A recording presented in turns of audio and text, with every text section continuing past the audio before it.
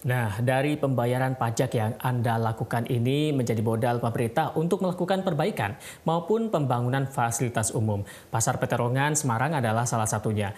Mulai ditempati sejak Januari 2017 lalu, Pasar Rakyat Peterongan kini menjadi salah satu pasar dengan wajah dan tatanan baru. Predikat sebagai cagar budaya tentu adalah kebanggaan, tapi juga ada tantangan yang masih membayang. Soal sarana dan prasarana bagi para pedagang hingga kini masih jadi persoalan.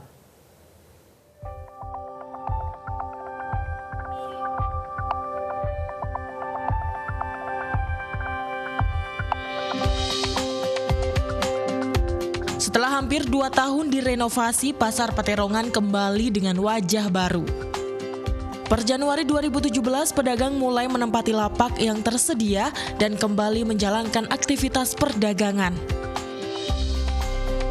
Tatanan rapi nan apik menyeruak saat memasuki pasar yang dibangun pertama kali pada tahun 1916 ini. Tak heran jika para pembeli pun merasa nyaman lakukan aktivitas belanja.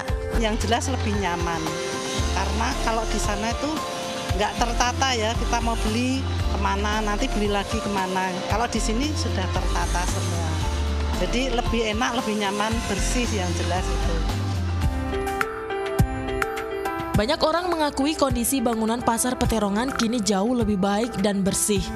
Namun siapa sangka masih ada persoalan yang banyak dikeluhkan para pedagang.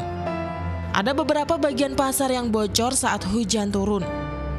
Selain itu banyak pula pedagang yang mengeluhkan soal tidak adanya pemisah antar lapak. Para pedagang pun terpaksa menutup dagangannya dengan terpal. Tentunya para pedagang membutuhkan waktu yang lama untuk membongkar pasang dagangannya.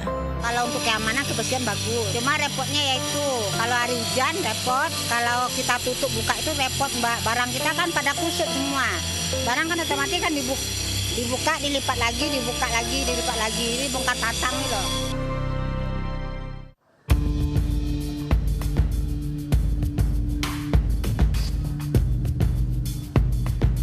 Pemerintah Kota Semarang telah melakukan evaluasi dan pemeliharaan secara berkala terhadap bangunan Pasar Rakyat Peterongan.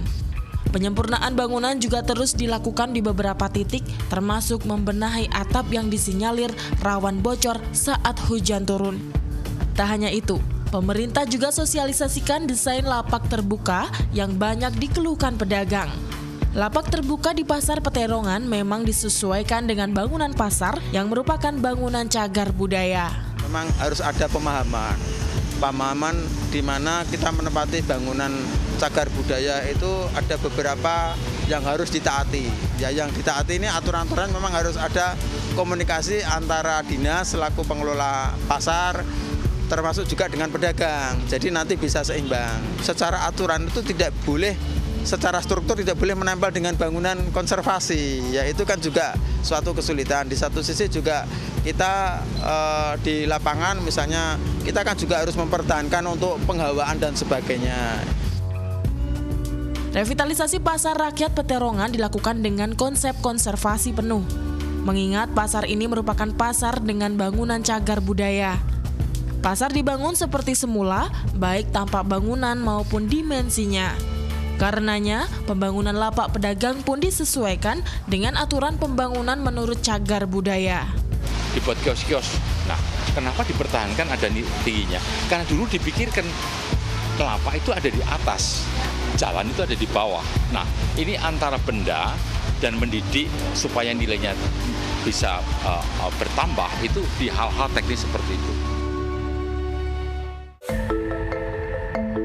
Ada 505 lapak dengan 382 pedagang yang ada di Pasar Rakyat Peterongan ini. Guna mendukung keamanan dengan sistem lapak terbuka, pemerintah pun menyiapkan setidaknya 4 tenaga keamanan setiap harinya. Apsari Retno melaporkan untuk NET.